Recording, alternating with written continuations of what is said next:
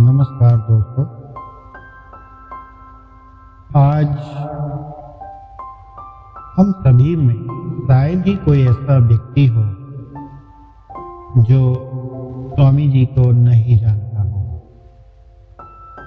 स्वामी विवेकानंद ने जिस प्रकार से भारत भ्रमण करते हुए विश्व में भारत के नाम की ध्वजा को शिखर तक पहुंचाया था, वह हम सभी जानते हैं।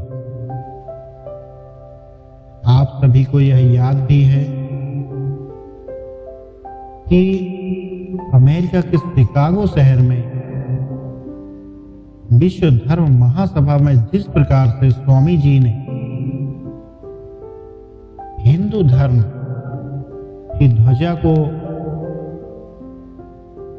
उच्च स्तर पर फहराया है, वो किसी से छुपा हुआ नहीं है।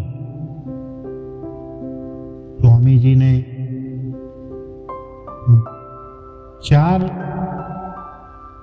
योग बताए हुए हैं, जिनमें कर्म योग, भक्ति योग, प्रेम योग इत्यादि हैं। तो इसी कड़ी में हम आज इस वीडियो में प्रेम मार्ग के बारे में जानेंगे। प्रेम मार्ग पर चलकर साधक कैसे ईश्वर प्राप्त कर सकता है, वह यहाँ बताया गया है।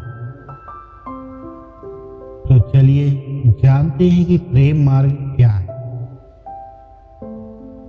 पूर्व साधना भक्त प्रहलाद द्वारा दी गई परिभाषा ही संभवतः भक्ति योग की सर्वोत्तम परिभाषा है। और कहा भी गया है कि या प्रीतिर विवेकानाम विशेषत्वं पायनी स्वाम मनुस्मरतः सा मे ध्यान माप समर्पन्तु। हे ईश्वर, अज्ञानी जनों की जैसे गाढ़ी प्रीति इंद्रियों के भोग के नाशवान पदार्थों पर रहती है, उसी प्रकार की प्रीति मेरी तुझ में हो और तेरा स्मरण करते हुए मेरे हृदय से वह कभी दूर ना होगी। हम सभी देखते हैं कि वे लोग जो इंद्रिय भोग के पदार्थों से बढ़कर और किसी वस्तु को नहीं जानते, धन धान्य, कपड़े लत्ते, पुत्र कलश, बंधु बांधव तथा अन्य सामग्रियों पर कैसी दृढ़ प्रीति रखते हैं। इन वस्तुओं के प्रति उनकी कैसी घोर आसक्ति रहती है। इसलिए यहाँ पर भक्त प्रहलाद के द्वारा भक्ति की जो परिभाषा दी गई है, उसमें वे भक्तराज ऋषिराज कहते हैं। वैसी ही प्रबल आसक्ति, वैसी ही दृढ़ संलग्नता मुझ में केवल तेरे प्रति रहे। ऐसी ही प्रीति जब ईश्वर के प्रति की जाती है, तब वह भक्ति बन जाती है। भक्ति किसी वस्तु का संहार नहीं करती, वरन हमें यह सिखाती है कि हमें जो जो शक्तियां दी गई हैं, उनमें से कोई भी निरर्थक नहीं है, बल्कि उन्हीं में से होकर मुक्ति का स्वाभाविक मार्ग है। भक्ति ना तो किसी वस्तु का निषेध करती है और न वह हमें प्रकृति के विरुद्ध चलाती है। भक्ति तो केवल हमारी प्रकृति को ऊंचा उठाती है और उसे अधिक शक्तिशाली प्रेरणा देती है। इंद्रिय विषयों पर हमारी कैसे स्वाभाविक प्रीति हुआ करती है, ऐसी प्रीति किए बिना हम रह ही नहीं सकते, क्योंकि ये विषय, ये पदार्थ हमें बिल्कुल सत्य प्रतीत होते हैं। हाँ, साधारणतः हमें इनसे उच्चतर पदार्थों में कोई वास्तविकता दिखाई नहीं देती, पर जब मनुष्य इन इंद्रियों के परे किसी यथार्थ वस्तु को देख पाता है, तब वांछनीय यही है कि उस प्रीति को, उस आसक्ति को बनाए रखे, तो पर उसे सांसारिक विषय के पदार्थों से हटाकर उस इंद्रिय अतीत वस्तु परमेश्वर में लगा दें। और जब इंद्रियों के भोग पदार्थों पर वह उत्कट प्रेम भगवान में लग जाता है, तब उसका नाम भक्ति हो जाता है।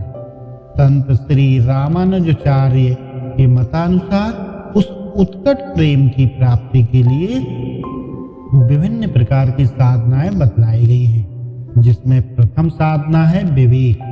यह विशेषता पाश्चात्यों की दृष्टि में विचित्र बात है। श्री रामानुजाचार्य के मतानुसार इसका अर्थ यह है कि आहार मीमांसा या खाद्य विचार हमारे शरीर और मन की शक्तियों का निर्माण करने वाली समग्र संजीवनी शक्तियां हमारे भोजन के भीतर ही रहती हैं। अभी जो कुछ मैं हूँ वह सब इसके पूर्व मैंने जो खाया उस भोजन सामग्री में ही था। वह सब खाद्य पदार्थों द्वारा ही मेरे शरीर में आया, उसमें संचित रहा और फिर उसने एक नया रूप धारण किया। वस्तुतः मेरे शरीर और मेरे मन में खाए हुए अन्न से भिन्न कोई और वस्तु है ही नहीं। जैसे भौतिक सृष्टि में हम शक्ति और जड़ पदार्थ पाते हैं और यह शक्ति तथा जड़ पदार्थ हम में मन और शरीर बन जाते हैं, ठीक उसी तरह यथार्थ में देह और मन में हमारे खाए हुए अन्न के केवल आकार और रूप का अंतर है। जब ऐसा है कि हम अपने भोजन के जड़ कणों द्वारा अपने विचित्र यंत्र का निर्माण करते हैं और उन जड़ कणों में निहित सूक्ष्म शक्तियों द्वारा विचार का सृजन करते हैं, तब तो यह सहज ही सिद्ध हो जाता है कि इस विचार और विचार यंत्र दोनों पर हमारे खाए हुए अन्न का प्रभाव पड़ेगा। कुछ विशेष प्रकार के आहार हमारे मन में विशेष प्रकार के विकार उत्पन्न करते हैं। यह हम प्रतिदिन स्पष्ट रूप से देखते हैं।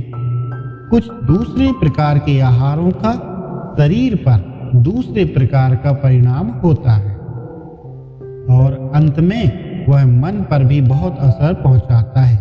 इससे हमें बहुत बड़ा पाठ यह सीखने को मिलता है कि हम जिन दुखों को भोग रहे हैं उनका बहुतेरा अंश हमें अपने खाए हुए भोजन द्वारा ही प्राप्त होता है। अधिक मात्रा में तथा दुष्पाच्य पदार्थ खा लेने के उपरांत हम देखते हैं कि मन को काबू में रखना बहुत कठिन हो जाता है। तब तो मन निरंतर इधर उधर दौड़ ही लगाया करता है।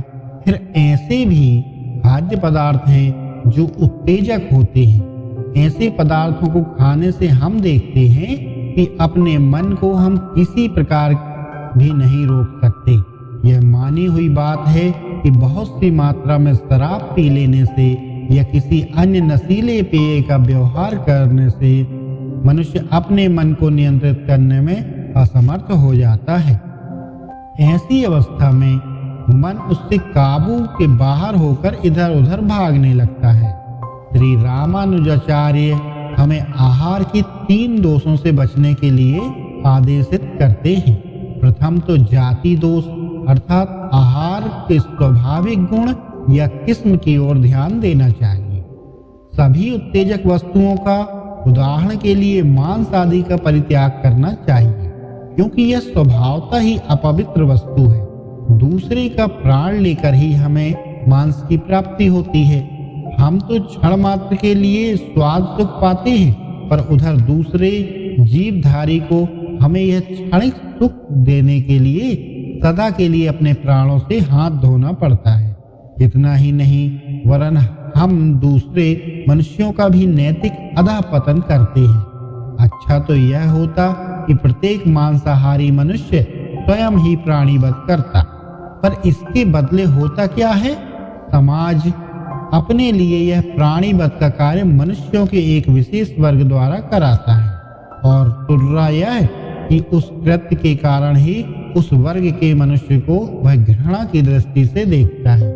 यहाँ का कानून तो मुझे नहीं मालूम, पर इंग्लैंड में कोई भी कसाई ज्यूरी में सदस्य बनकर न्याय प्रदान करने का काम नहीं कर सकता। इसके पीछे भाव यह है कि कसाई स्वभाव से ही निर्दयी होता है, पर भला उसको निर्दयी बनाया किसने? उसी समाज ने। यदि हम गौमांस और बकरी का मांस ना खाएं तो ये कसाई हो क्यों कर? मांस भक्षण का अधिकार उन्हीं मनुष्य को है जो बहुत कठिन परिश्रम करते हैं और भक्त होना नहीं चाहते। पर यदि आप भक्त होना चाहते हैं तो आपको मांस का त्याग करना चाहिए। वैसे ही सभी उत्तेजक भोजन जैसे प्याज, लहसुन तथा अन्य सभी दुर्गंध युक्त पदार्थ जैसे sauerkraut इत्यादि का त्याग करना चाहिए। कई दिनों का बना हुआ भोजन जो लगभग सड़ गया हो अथवा जिसके स्वाभाविक रस सूख गए हों या जिनमें दुर्गंध आ रही हो, ऐसी सभी खाद्य वस्तुओं का परित्याग करना जरूरी होता है। भोजन के संबंध में दूसरी बात यह आती है कि आश्रय दो। आश्रय दोष से मतलब यह पाश्चात्यों के लिए और भी जटिल बात है। आश्रय का अर्थ है वह व्यक्ति जिसने भोजन बनाया या जिसके पास भोजन मिला। यह हिंदुओं का एक रहस्यमय सिद्धांत है। इसके पीछे तर्क यह है कि प्रत्येक मनुष्य का अपना एक वातावरण होता है और जिस किसी वस्तु को वह छूता है उस वस्तु के साथ मानो उस मनुष्य की प्रकृति या आचरण का कुछ अंश, कुछ प्रभाव रह जाता है।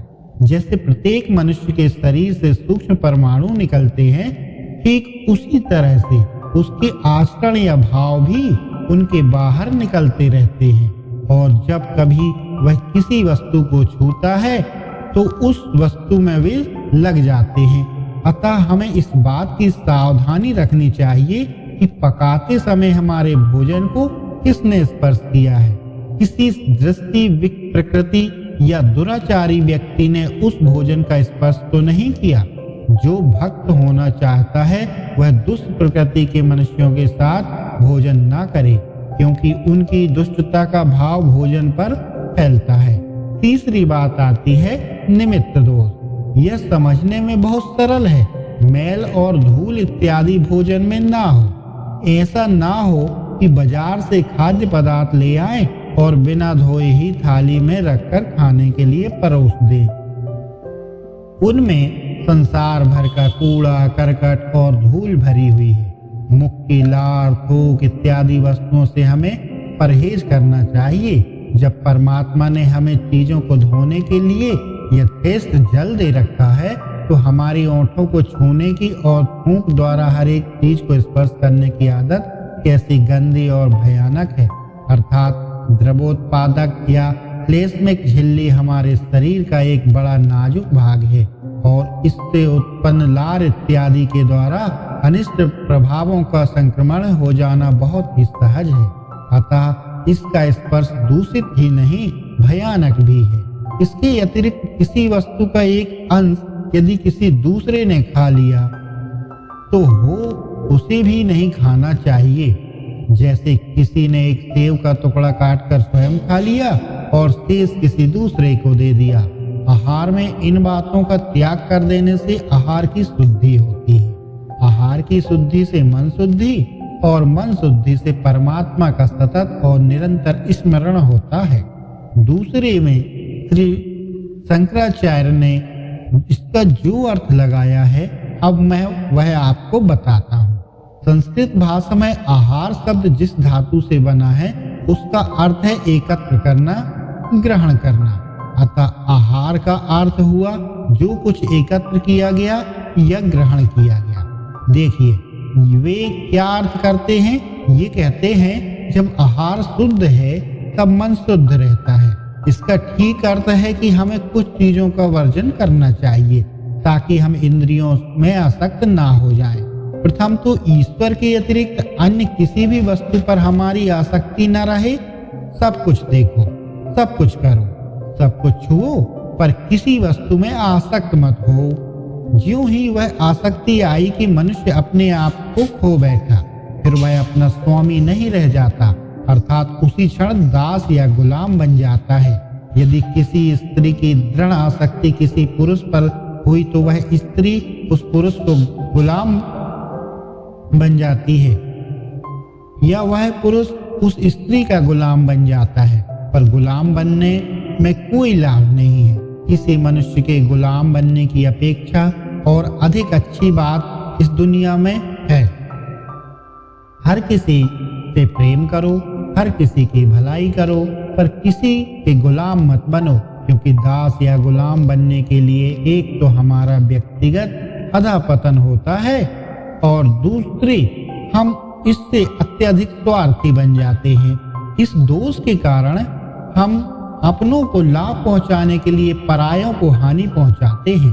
संसार में अधिकांश दुष्कर्म व्यक्तिगत आसक्ति के कारण किए गए हैं, अतः केवल सत्कर्मों के प्रति आसक्ति के अतिरिक्त हमें उस प्रकार की सभी आसक्तियों का त्याग करना चाहिए और सबसे समान रूप से प्रेम करना चाहिए। फिर इंद्रिय भोग के किसी पदार्थ को पाने के लिए ईर्ष्या या द्वेष नहीं करना चाहिए। यह ईर्ष्या द्वेष ही सारे अनर्थों का मूल है और साथ ही अत्यंत दुर्दमनीय भी है। उसके बाद है मोह या भ्रम। हम सदा एक वस्तु को दूसरी वस्तु समझ बैठते हैं और उसी गलत भावना के कार्य करते हैं। फल यह होता है कि हम अपने ऊपर विपत्ति खींच लाते हैं। हम अनिष्ट को इष्ट समझकर ग्रहण करते हैं। जो कुछ हमारे स्नायुओं में क्षण भर के लिए गुदगुदी पैदा कर दे, उसे ही हम सर्वोत्तम वस्तु मान बैठते हैं। बाद में उससे हमें जब जोर से आघात पहुंचता है, तब हमारी आंख खुलती है, पर तब तक बहुत विलंब हो चुका है। प्रतिदिन हम ऐसी ही भूल करते हैं और हम जीवन भर इसी भूल में पड़े रहते हैं। जब इंद्रियां बिना घोर आसक्ति के ईर्ष्या द्वेष रहित और मोह भय रहित होकर इस संसार में कार्य करती हैं, तब उस कार्य को शुद्ध आहार कहते हैं। यह शंकराचार्य जी का मत है। जब आहार शुद्ध रहे, तभी मन पदार्थों को ग्रहण करने और उनके विषय में अनासक्त और द्वेष भय से रहित होकर विचार करने में समर्थ हो जाता है। तब मन शुद्ध हो जाता है और ऐसे शुद्ध मन में ही ईश्वर की सतत स्मृति, अव्याहत स्मृति निरंतर जागृत रहती है। इससे प्रत्येक व्यक्ति के लिए यह सोचना स्वाभाविक है कि शंकराचार्य जी का अर्थ ही सब अर्थों में श्रेष्ठ है। परंतु फिर भी यहाँ पर मैं एक बात और कह देना चाहता हूँ, और वह यह कि हमें श्री रामानुजाचार्य के अर्थ की भी अवहेलना नहीं करनी चाहिए। जब तुम आहार सामग्री की सावधानी रखोगे, तब और बातें हो सकेंगी। यद्यपि यह सत्य है कि मन ही स्वामी है, पर फिर भी हम में से कितने लोग इंद्रियों के बंधन से मुक्त हैं। जड़ वस्तु से ही हम जकड़े हुए हैं, और जब तक हम पर जड़ वस्तुओं का बंधन है, तब तक हमें जड़ वस्तुओं की सहायता लेनी पड़ेगी। इसके बाद हम शक्तिशाली बन जाएंगे, तब चाहे जो चीज खा सकेंगे। अतः हमें खाने पीने की चीजों के संबंध में श्री रामानुजाचार्य के आदर्श के अनुसार सावधानी रखनी चाहिए। साथ ही अपने मानसिक आहार के विषय में भी हमें सावधानी रखना चाहिए। खाद्य पदार्थ के विषय में सतर्क रहना आसान है, पर मानसिक साधना भी उससे साथ चलती रहे, तभी क्रमशः हमारी आत्मा की, हमारी धार्मिक प्रवृत्ति की शक्ति उत्तरोत्तर बढ़ेगी और शारीरिक वृत्तियों का साम्राज्य या भौतिक वृत्तियों की प्रबलता शिथिलता होती जाएगी। तब ऐसा समय आ जाएगा जब तुम्हें यह अनुभव होगा कि किसी भी प्रकार के भोजन से तुम्हारा अनिष्ट नहीं होता है। सबसे बड़ा डर यह है कि प्रत्येक मनुष्य यही चाहता है कि सर्वोच्च आदर्श तक कूद कर पहुंच जाऊं, पर यह ध्यान रहे कि कूदने का तरीका ठीक नहीं है। ऐसा करने से तो हम गिरकर केवल अपने हाथ पैर ही तोड़ लेंगे। हम यहाँ बंधे हुए हैं और हमें धीरे धीरे अपने बंधन की जंजीर को तोड़ना है। इसी का नाम विवेक या आहार मीमांसा है। इसके बाद आता है विमोह या स्वतंत्रता। जो ईश्वर से प्रेम करना चाहते हैं, उसे अपनी उत्कट अभिलाषाओं का त्याग करना चाहिए। ईश्वर को छोड़ अन्य किसी बात की कामना नहीं करनी चाहिए। यह संसार परलोक के मार्ग में या परमार्थ सिद्धि में जहाँ तक सहायता देता है वहीं तक ठीक है। हमें उच्चतर पदार्थों की प्राप्ति में जहाँ तक इंद्रिय विषय सहायता देते हैं वहीं तक वे उचित हैं, पर हम यह भूल जाते हैं कि संसार साध्य तत्व की प्राप्ति के लिए एक साधन मात्र है, वह स्वयं इष्ट वस्तु या अंतिम ध्येय नहीं है। यदि यह संसार ही अंतिम ध्येय होता तो हम इस भौतिक शरीर में ही अमर रहते और कभी नहीं मरते, पर हम देखते हैं कि हमारे आसपास प्रतिक्षण कितने ही मनुष्य मर रहे हैं। इस पर भी हम मूर्खतावश यही समझते हैं कि हम कभी नहीं मरेंगे और इसी विश्वास से यह निश्चय कर बैठे हैं कि यह जीवन अंतिम लक्ष्य या आदर्श है। हम में से 99% मनुष्यों की यही अवस्था है। हमें इस भाव का एकदम त्याग कर देना चाहिए। हमें पूर्ण बनाने में जहाँ तक यह संसार सहायक हो सके वहीं तक वह ठीक है, पर ज्यों ही उससे हमें यह सहायता प्राप्त होना बंद हुआ त्यों ही वह अनर्थ निरा अनर्थ है। इसी तरह पति पत्नी पुत्र कन्या धन दौलत रुपये पैसे विद्वता या पांडित्य हमारे लिए तभी तक इष्ट हैं जब तक वे हमारी उन्नति के मार्ग में सहायक हैं, और जब उनसे ऐसी सहायता ना मिले तब वे केवल अनिष्टकारक रह जाते हैं। यदि पत्नी परमात्मा की ओर ले जाने में हमारी सहायक हो तो वह सुपत्नी है। इसी तरह पति और संतति उनके संबंध में भी आपको जानना चाहिए। यदि धन के द्वारा हमें दूसरों की भलाई कर सकते हैं तब तो वह काम की चीज है, अन्यथा वह धन अनर्थ का घर है, और जितना शीघ्र उससे हमें अपना पिंड छुड़ा सकें उतना ही अच्छा। तदुपरांत आता है अभ्यास। मन सदा परमात्मा की ओर जाए, अन्य किसी वस्तु को हमारे मन में प्रवेश करने का अधिकार नहीं है। मन निरंतर ईश्वर का ही चिंतन करे, यद्यपि यह कठिन है, पर सतत अभ्यास से ऐसा हो सकता है। हम आज जो कुछ हैं वह हमारे पूर्व अभ्यास का परिणाम है, और अब जैसा अभ्यास करेंगे वैसा ही भविष्य बनेंगे। इसलिए अब हमें दूसरी तरह का अभ्यास करना चाहिए। एक प्रकार की प्रवृत्ति ने हमें इस ओर ला दिया है, दूसरी ओर मुख फेर लो और जितना जल्दी हो सके इस अवस्था से बाहर निकल जाओ।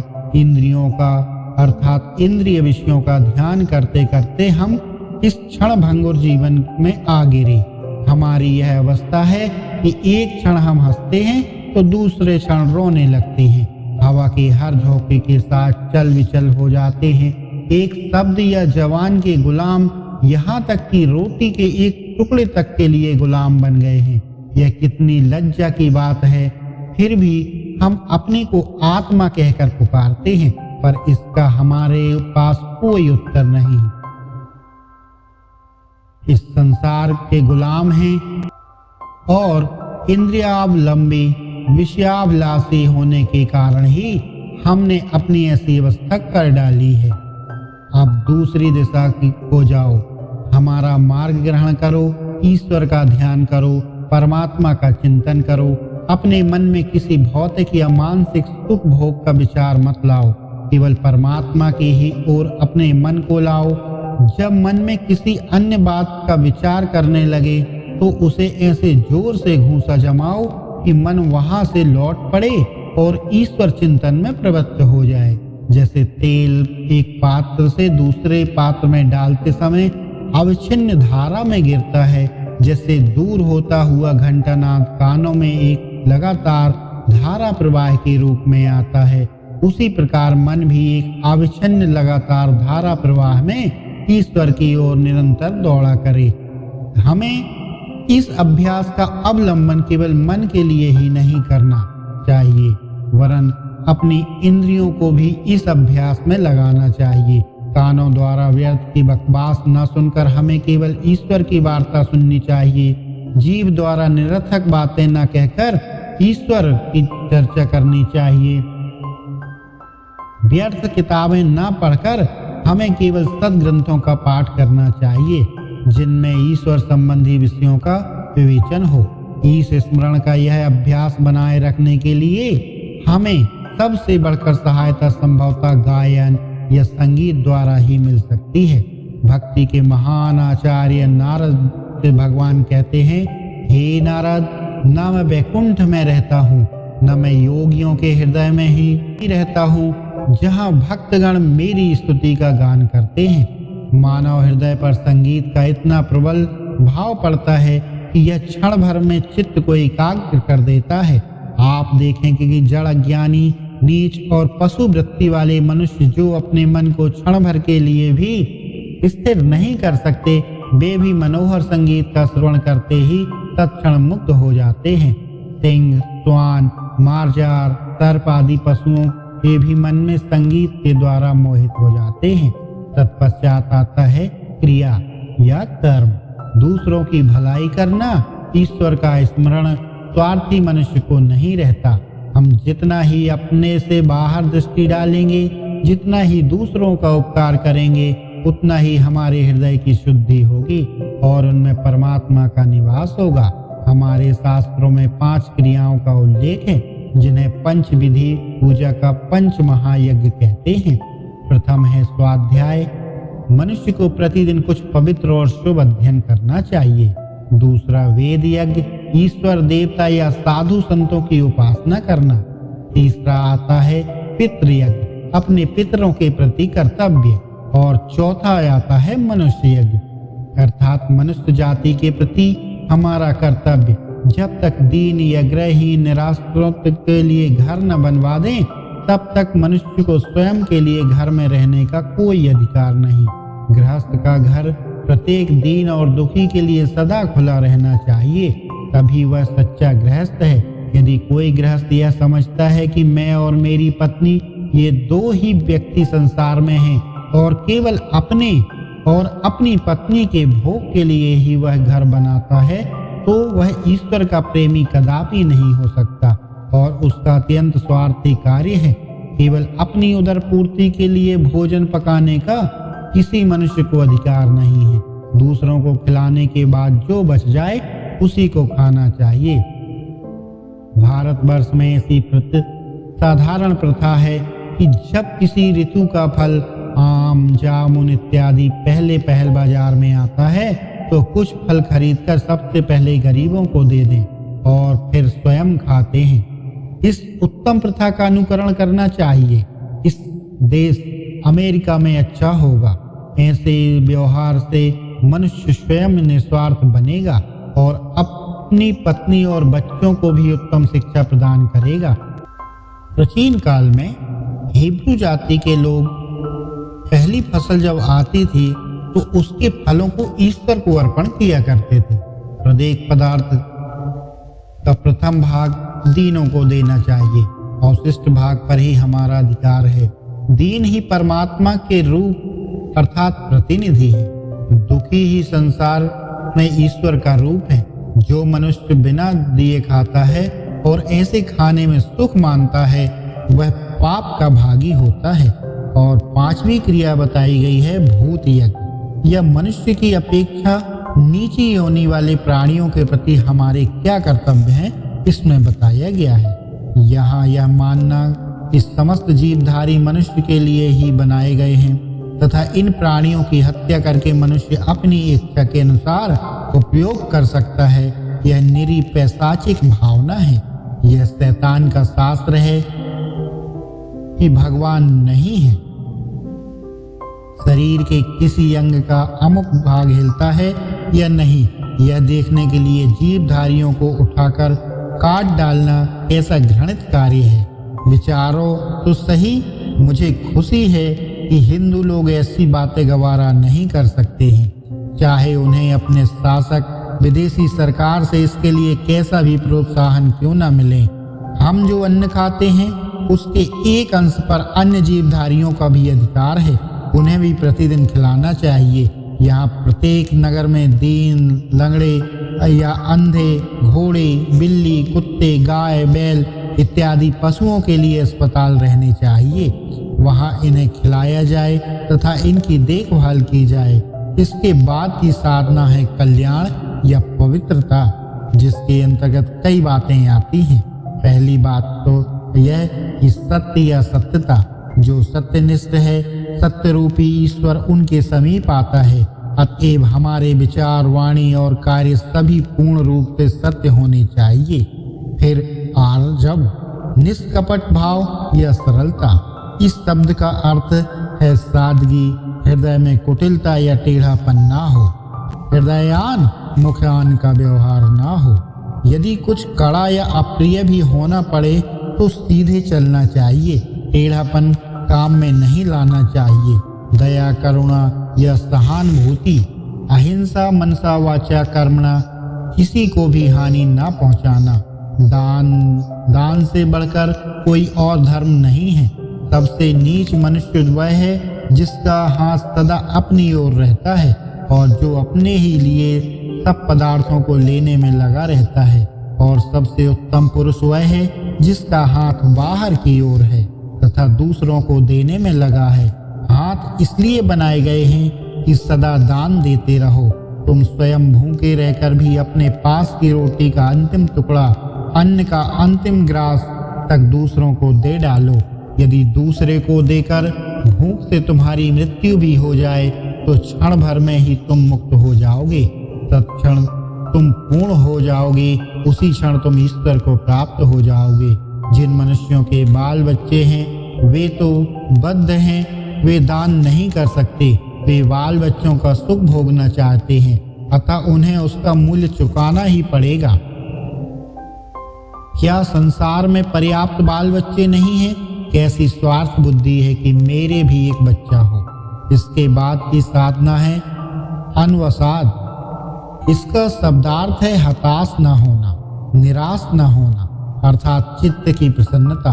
उदास रहना कदापि धर्म नहीं, चाहे वह और कुछ भले ही हो। प्रफुल्ल चित्त तथा हंसमुख रहने से तुम ईश्वर के समीप पहुंच जाओगे। प्रार्थना की अपेक्षा प्रसन्नता के द्वारा हम ईश्वर के अधिक निकट पहुंच सकते हैं। ग्लानिपूर्ण या उदास मन से प्रेम कैसे हो सकता है? यदि ऐसे मन वाले प्रेम की बात करें तो वह मिथ्या है। वे तो दूसरों को कष्ट देना चाहते हैं। धर्मांधों की या कट्टरपंथियों की बात ही सोचिए। ऐसे लोग मुख मुद्रा तो बड़ी गंभीर बनाते हैं, पर उनका सारा धर्म वाणी और कार्यों द्वारा दूसरों के साथ लड़ाई झगड़ा करते रहना ही होता है। उनके कार्यों का पिछला इतिहास देखिए और सोचिए कि यदि उन्हें स्वतंत्रता दे दी जाए तो अभी वे क्या कर डालेंगे। सारे संसार को यदि खून की नदी में न डुबो देने से उन्हें कोई अधिकार प्राप्त होता हो तो वे कल ही ऐसा कर डालेंगे, क्योंकि तिमरा छन्न अवसाद ही उनका ईश्वर है। ऐसी भीषणता की आराधना करने और गंभीर मुख मुद्रा बनाए रहने के कारण उनके हृदय में प्रेम का नामो निशान तक नहीं रह पाता और उन्हें किसी पर दया नहीं आती। अतः जो मनुष्य सदा अपने को दुखी मानता है उसे ईश्वर की प्राप्ति नहीं हो सकती। मैं कितना दुखी हूँ ऐसा सोचता रहना आगासुरी भावना है, धर्म नहीं। हर एक मनुष्य को अपना बोझ ढोना ही है। यदि तुम दुखी हो तो सुखी बनने का प्रयत्न करो, अपने दुखों पर विजय प्राप्त करो। दुर्बलों को ईश्वर की प्राप्ति नहीं होती, अतः दुर्बल कदापि ना बनो। तुम्हारे अंदर असीम शक्ति है, तुम्हें शक्तिशाली बनना चाहिए, अन्यथा तुम किसी भी वस्तु पर विजय प्राप्त कैसे करोगे? शक्तिशाली हुए बिना तुम ईश्वर को कैसे प्राप्त कर सकोगे? पर साथ ही अतिशय हर्ष अर्थात हर्षेद्रिक या उद्धर्ष से बचते रहो। अत्यंत हर्ष की अवस्था में भी मन शांति नहीं पाता, मन में चंचलता आ जाती है। अति हर्ष के बाद सदा दुख ही आता है। हंसी और आंसू का घनिष्ठ संबंध होता है। मनुष्य बहुधा एक अतिरेक से दूसरे अतिरेक की ओर दौड़ पड़ता है। चित्त सदा प्रसन्न रहे पर शांत हो, उसे अतिशयता की ओर कदापि भागने नहीं देना चाहिए, क्योंकि प्रत्येक अतिशयता का परिणाम उल्टा होता है। ये ही रामानुजाचार्य के मतानुसार भक्ति की साधनाएं हैं। तो मित्रों, यहाँ पर स्वामी विवेकानंद जी के प्रेम योग के ऊपर दिए गए व्याख्यान में पूर्व साधना का ये पहला अध्याय पूर्ण होता है। आप सभी से विनम्र निवेदन है कि यदि यह आपको पसंद आया हो तो चैनल को सब्सक्राइब कीजिए और लाइक कीजिए। दूसरे भाग में हम इसके दूसरे अध्याय में प्रेम प्रथम सोपान लेकर के आएंगे, जिसके अंतर्गत जानेंगे कि प्रेम क्या है। अभी हमने जाना कि जब मनुष्य ईश्वर की ओर जाना चाहता हो, ईश्वर प्राप्ति के मार्ग पर चलता हो, तो उसे अपने अंदर क्या सकारात्मक परिवर्तन लाने होंगे। अर्थात जिस प्रकार से जब कोई खेल खेला जाता है तो उसके पूर्व वहाँ पर खेल के लिए मैदान तैयार किया जाता है, इसी प्रकार से यहाँ पर भक्ति मार्ग में जाने के लिए, प्रेम योग मार्ग पर चलने के लिए मनुष्य को किस प्रकार से अपने अंदर परिवर्तन लाने पड़ेंगे, अपनी आदतों को बदलना होगा, यहाँ पर बतलाया गया। और उन आदतों को बदलने के बाद ही वह भक्ति की ओर चल सकता है, अर्थात ईश्वर प्राप्ति के मार्ग पर चल सकता है। आप सभी का कल्याण हो। मैं यहाँ पर अपनी वाणी को विराम देता हूँ।